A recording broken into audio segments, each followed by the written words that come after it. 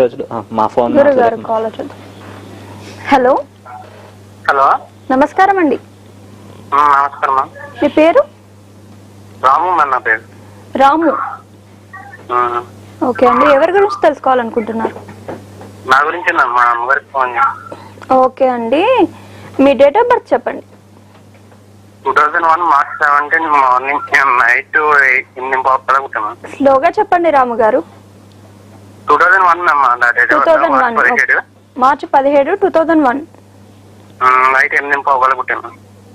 Night 8:30 అండి. Okay అండి, ఏం తెలుసుకోవాలనుకుంటున్నారు? అంటే నేను ఏం చేద్దామని అవ్వట్లేదు మ్యామ్. అది ఎక్కడ పుట్టింది? మీరు ఎక్కడ పుట్టారండి? కాకినాడ మ్యామ్. కాకినాడలో పుట్టాను మ్యామ్. ఓకే అండి, ఓకే అండి, గురుగారితో మాట్లాడండి. జయశ్రీమన్. హలో, నమస్కారం. మూలా నక్షత్రం అయిందండి మీది, ధనువు రాశి, లగ్నం వచ్చి తులా లగ్నం అయింది మీది, కరెక్టేనా? ఓకే, మంచి జాతకం బాగుంది. వివాహ స్థానాలు బాగా దెబ్బతిన్నాయండి. కాకపోతే ఏంటంటే నాగదోషాలు బాగా ఎక్కువగా ఏర్పడ్డాయి. అలాగే మాట వల్ల ఒక్కొక్కసారి సమస్యలు వస్తూ ఉంటాయి. వాగ్దోషాలు ఒకటి కనబడుతున్నాయి జాతకంలో. సోదరి వర్గీయులతో కొద్దిగా చిన్న చిన్న దోషాలు, చిన్న చిన్న ఇబ్బందులు అలాంటివి కనబడుతున్నాయి. మామూలు ఓవరాల్ అయితే మంచి జాతకులు.